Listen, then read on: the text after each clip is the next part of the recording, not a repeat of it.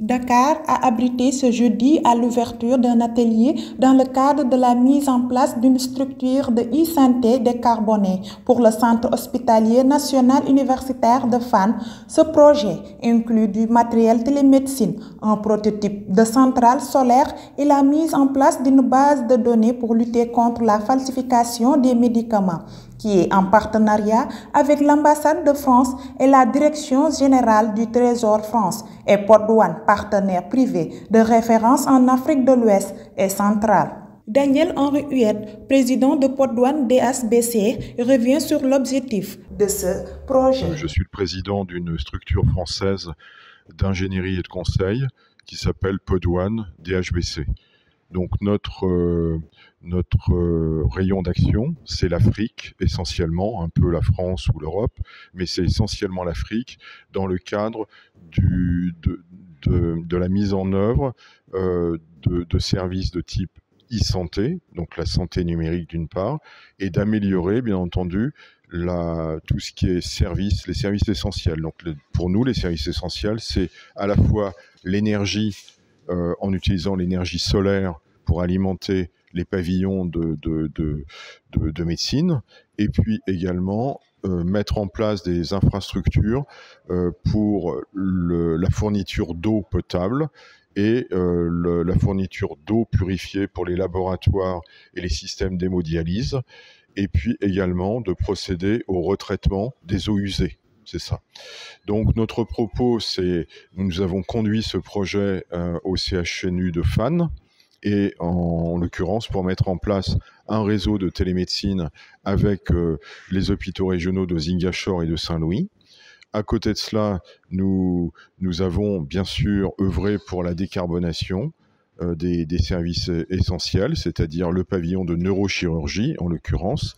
Et puis, nous travaillons également et nous avons mis en place une base de données pour lutter face à la contrefaçon de médicaments, qui est un vrai problème ici en Afrique.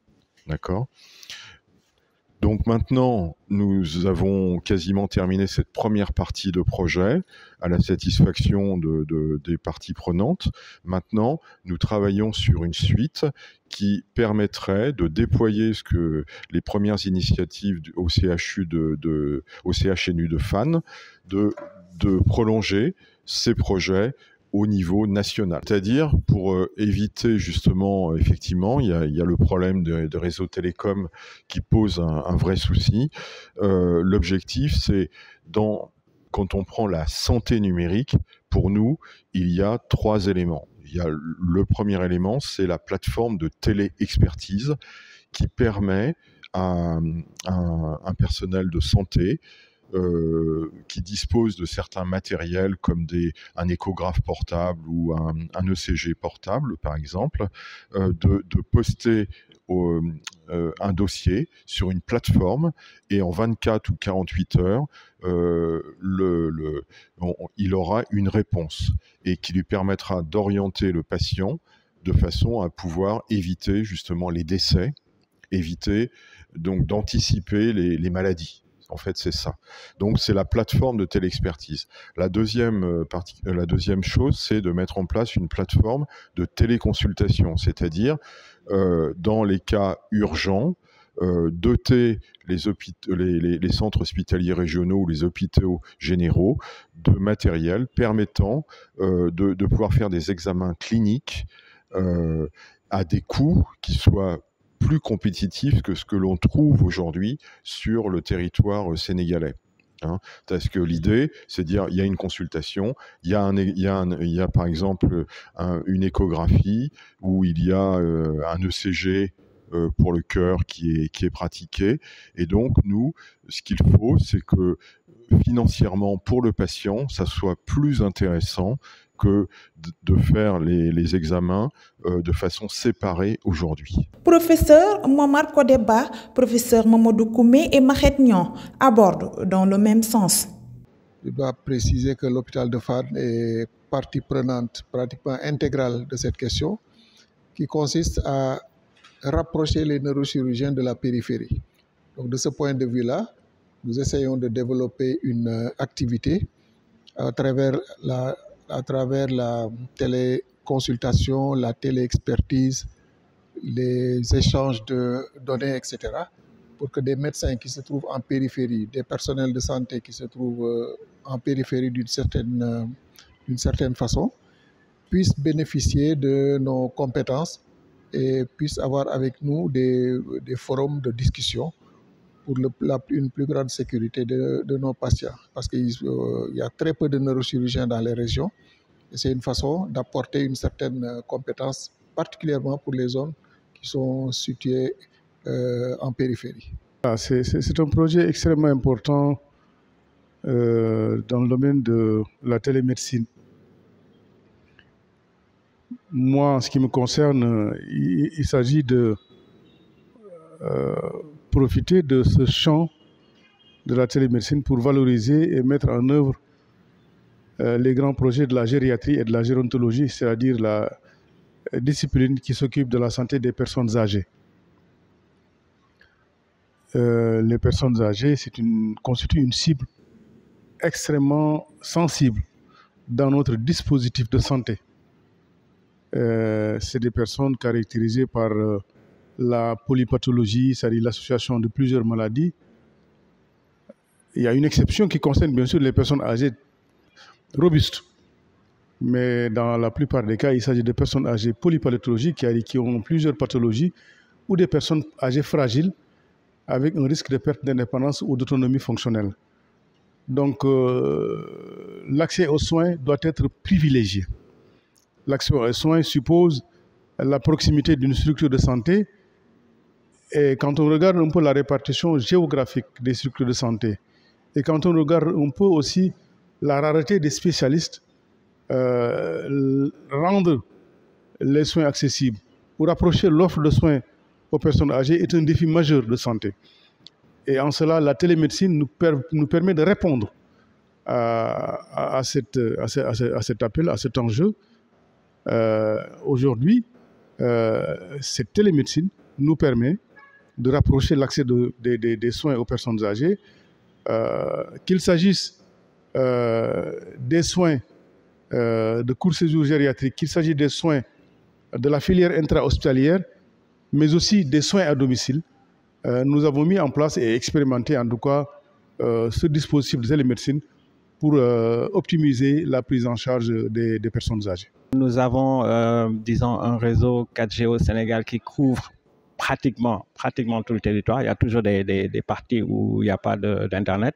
Mais avec ces valises et ces chariots déplaçables, il est possible d'aller au fin fond du Sénégal et faire une échographie, des examens et le transmettre via le réseau 4G.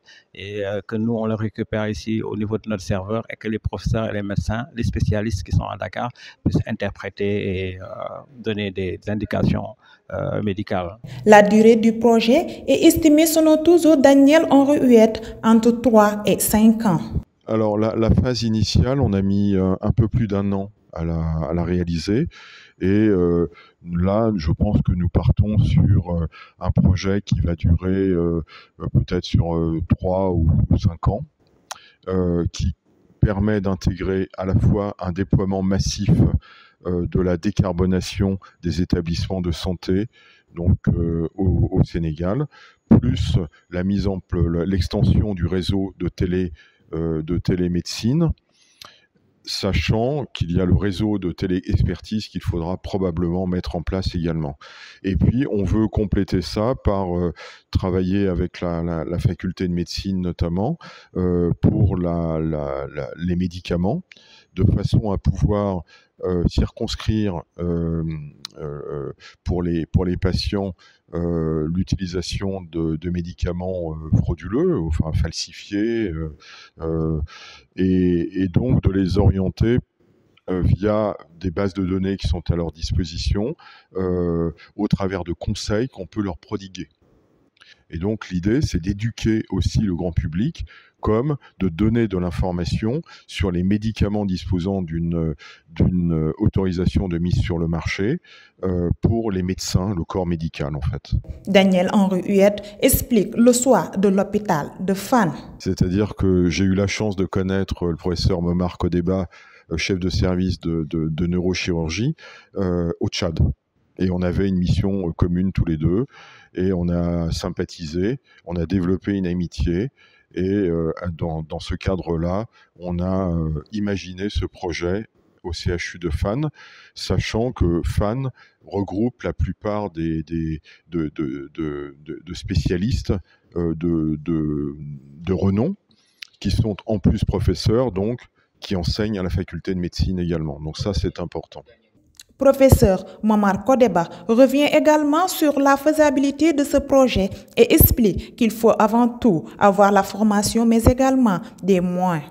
Les agents de santé qui sont, même au niveau des postes de santé, de centres de santé, qui sont déjà présents.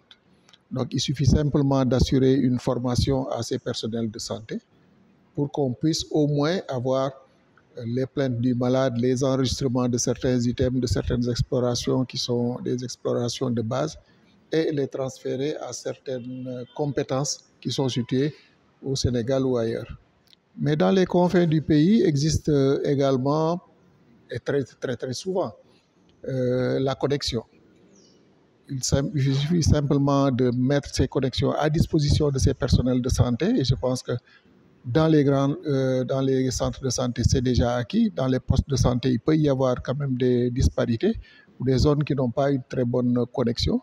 Mais des solutions techniques existent pour que même dans les territoires les plus lointains, qu'on puisse avoir de temps en temps une connexion et puis un personnel à disposition. Au moins, un aide-soignant ou un infirmier ou sage-femme peut être formé à cela et disposer d'une bonne connexion. À propos de ces moyens techniques, professeur Mamadou Koumé et Mahed Niang indiquent que le processus est en cours et avec l'aide de l'État du Sénégal, la confiance est permise. Nous sommes à la phase pilote, à la phase test, ici à l'hôpital Fannes. Je pense que les tests sont assez concluants. Nous allons éprouver davantage le personnel de santé, notamment le personnel médical et paramédical. Nous allons éprouver ce dispositif au niveau des services de soins à domicile. Et puis ensuite, avec bien sûr le projet e-santé du ministère de la Santé, je pense que nous allons pouvoir profiter de la connectivité qui est en train de se déployer au Sénégal pour monter à l'échelle nationale et rendre les soins accessibles sur l'ensemble du territoire. On est en train de voir quelles sont justement les parties où il faut étendre le réseau. Évidemment, ça incombe un peu à l'État du Sénégal et en collaboration avec les opérateurs de téléphonie. Et je pense que c'est un autre chantier qui est parallèlement en train d'être fait. La mise en place de la santé digitale, qui est une nouvelle application, sera bientôt implantée à l'hôpital de Fannes, de Saint-Louis et celle de Ziguinchor. Par ailleurs, cette plateforme sera présente dans tous les postes de santé du Sénégal pour faciliter la connexion entre médecins et patients.